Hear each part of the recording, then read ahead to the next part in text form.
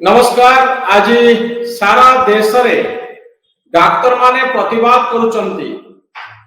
24 घंटा धरी ओपीडी को छाड़ीदेले, इमरजेंसी सेवा को छाड़ीदेले डाक्तर माने रोगी देखु नांती, ट्रीटमेंट छाड़ीचंती।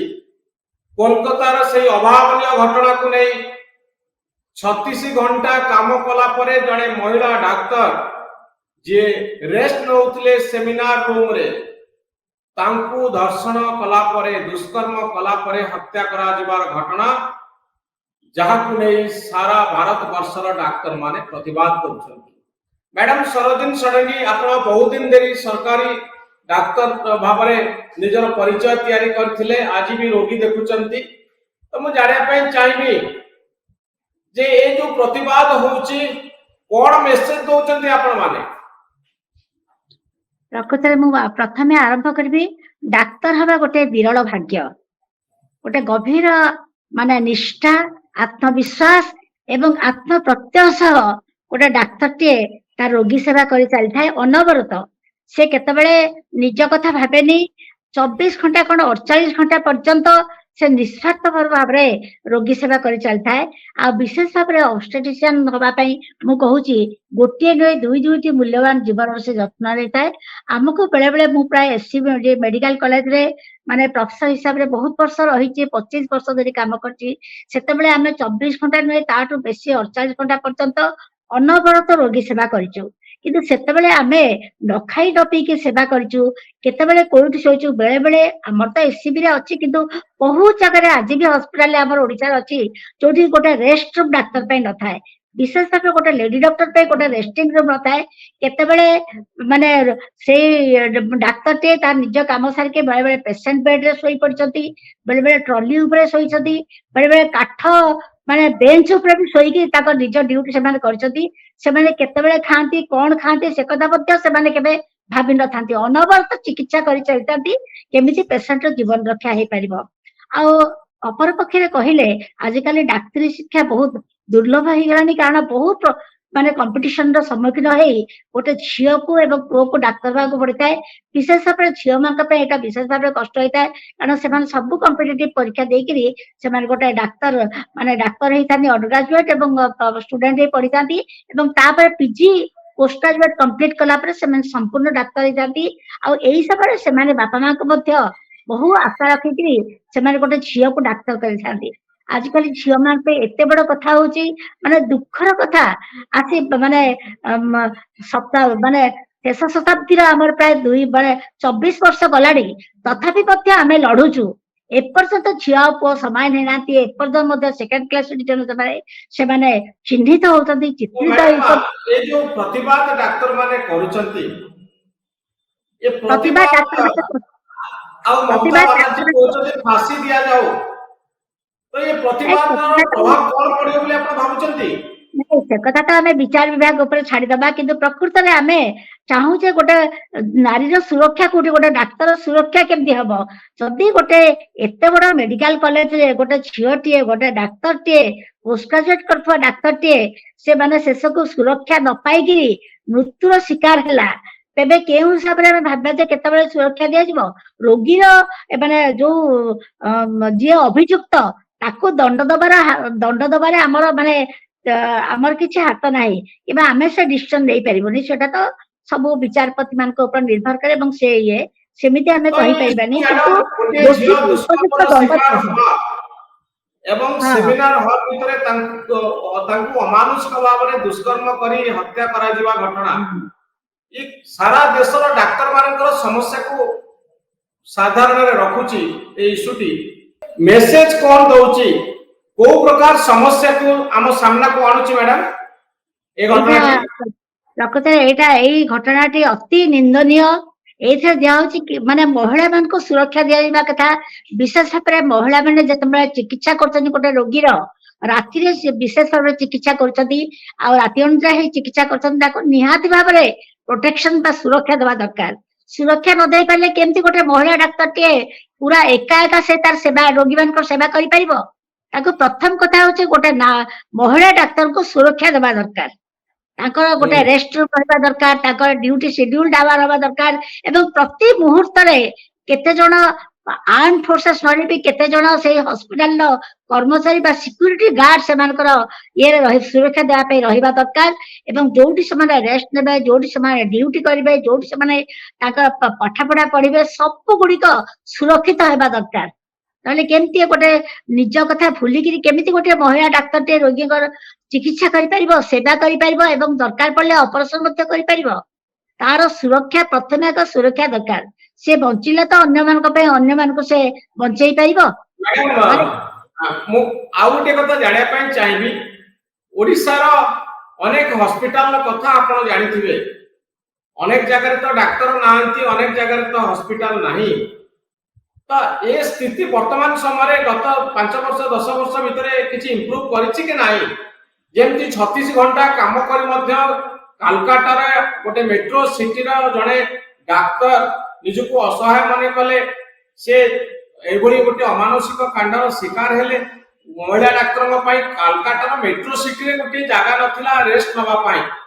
ତ ଓଡିଶା କଣ ଆକ୍ଚୁଆଲି ଗ୍ରାମାଞ୍ଚଳର ଚିତ୍ର? ନାଇଁ, ଗ୍ରାମାଞ୍ଚଳର ଚିତ୍ର ତ ଅତି କରୁଣ। କାରଣ ଗ୍ରାମାଞ୍ଚଳରେ କୋଉଠି ଗୋଟିଏ ଡାକ୍ତର ମାନଙ୍କ ପାଇଁ ମଧ୍ୟ ଗୋଟେ ରୁମରେ ନଥାଏ। ମୁଁ ମେଡିକାଲ କଲେଜ ଆଗରୁ ଆସିବା ଆଗରୁ ମୁଁ ମଧ୍ୟ ପେରିଫେରିରେ ଥିଲି।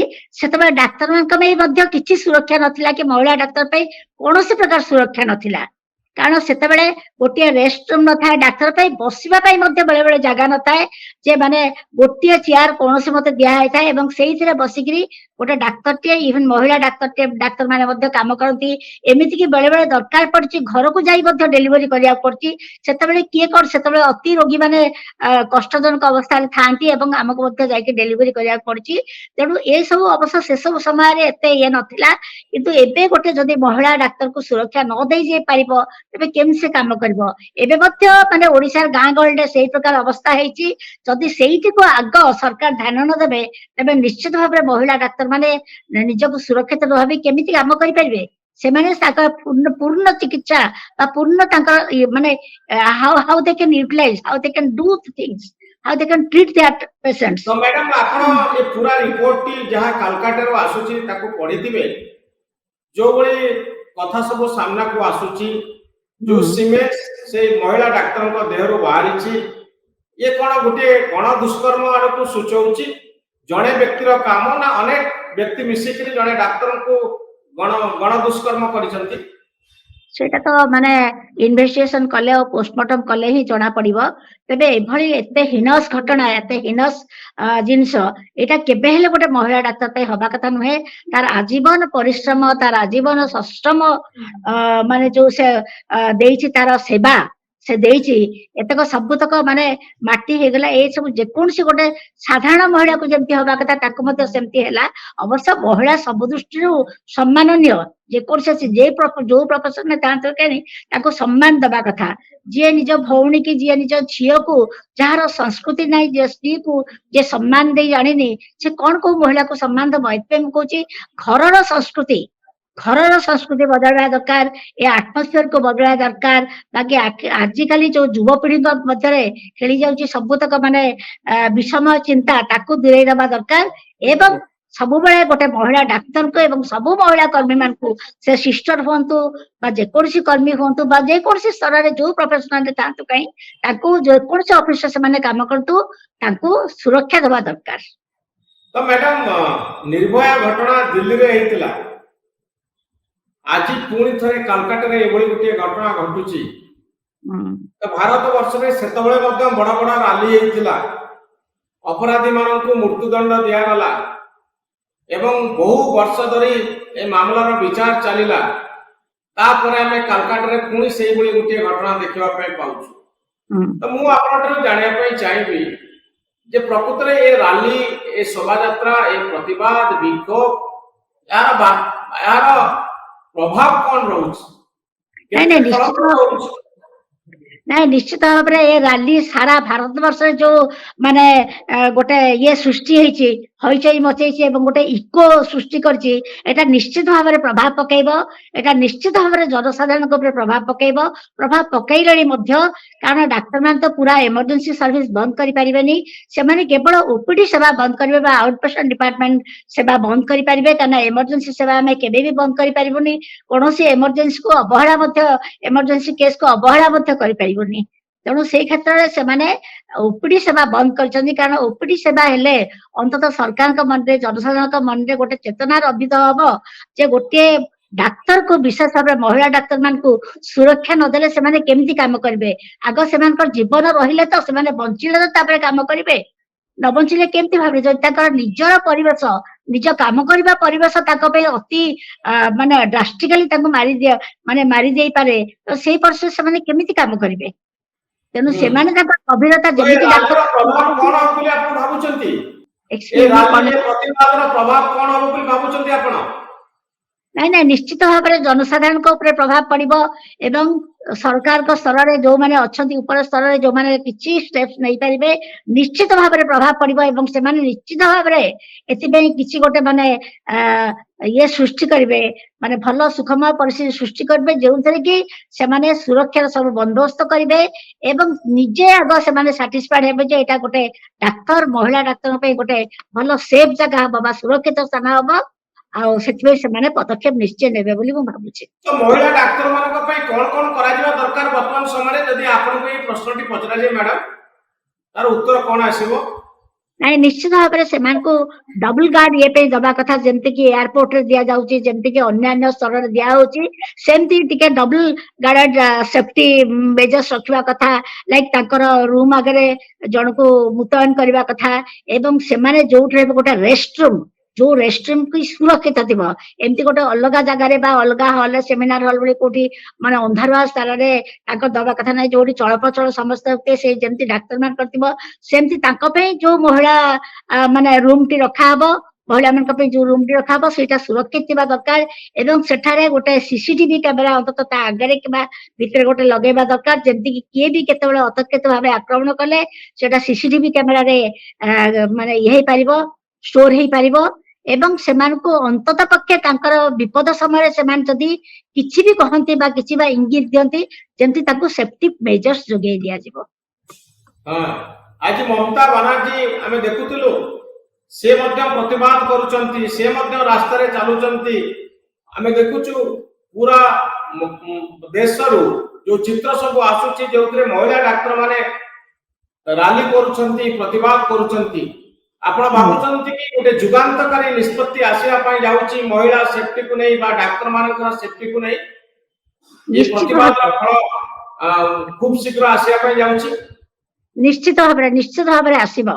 କାରଣ ଏ ସାରା ଦେଶବ୍ୟାପୀ ଆନ୍ଦୋଳନ ହେଲାଣି ଏବଂ ସମସ୍ତେ ମଧ୍ୟ ଯିଏ ଗୋଟେ ଭଲ ସିଟିଜେନ ହେଇଥିବ, ଭାରତର ଭଲ ନାଗରିକ, ସେମାନେ ସମସ୍ତେ ରିଅଲାଇଜ କରିବେ ଯେ ପ୍ରକୃତରେ now the time has come to change, now the time has come and we should look forward for the safety of the lady doctors। କାରଣ ସେମାନଙ୍କର ଅନ୍ତତଃ ପକ୍ଷେ କଣ ହେଇଛି, ଯେତେ ପାଠ ପଢିଲେ ବି, ଯେତେ ଉପର ସ୍ତରକୁ ଗଲେ ବି ଅନ୍ତତଃ ତାଙ୍କ ଶାରୀରିକ ଶକ୍ତି କମ ହେଇଥାଏ। ସେ ଗୋଟିଏ ଜିନିଷ କମ ହେଇଥାଏ ଯୋଉଥିରେ ମହିଳା ମାନେ ସବୁ ପାଶବିକ ଅତ୍ୟାଚାରର ସମ୍ମୁଖୀନ ହେଇଥାନ୍ତି, ଶିକାର ହେଇଥାନ୍ତି। ତେଣୁ ଅନ୍ତତଃ ପକ୍ଷେ ସେମାନଙ୍କୁ ସୁରକ୍ଷା ଦେଲେ ସେମାନେ କେତେ ଯେ କାମ କରିବେ ଏଥିରେ ସନ୍ଦେହ ନାହିଁ, କେତେ ଅମୂଲ୍ୟ ଜୀବନ ଯେ ବଞ୍ଚେଇ ପାରିବେ ଏଥିରେ ସନ୍ଦେହର ଅବକାଶ ନାହିଁ। ତେଣୁ ଏଥିପାଇଁ ସମସ୍ତେ ଆଗଭର ହେଇ ଆସିବା ଦରକାର। ସମସ୍ତେ, ସବୁ ଜନସାଧାରଣ ଏବଂ ସବୁ ଉପରସ୍ତରୀୟ ଲୋକ ଏବଂ ଯୋଉମାନେ ଗଭର୍ଣ୍ଣମେଣ୍ଟରେ ଅଛନ୍ତି, ସରକାରରେ ଅଛନ୍ତି, ସେମାନେ ସମସ୍ତେ ଏକାଠି ହାତ ମିଳେଇ ମହିଳା ମାନେ, ବିଶେଷ ଭାବରେ ମହିଳା ଡାକ୍ତର ମାନଙ୍କର ସୁରକ୍ଷା ପାଇଁ ଆଗଭର ହେବା ଉଚିତ ଏବଂ ତାଙ୍କ ପାଇଁ ନିୟମ କାନୁନ ପ୍ରଣୟନ କରିବା ସହ ସେମାନଙ୍କୁ ସୁରକ୍ଷା ଦେବା ଖୁବ ଜରୁରୀ। ବହୁତ ଧନ୍ୟବାଦ ମ୍ୟାଡାମ ସରୋଜିନୀ ଷଡଙ୍ଗୀ। ନମସ୍କାର।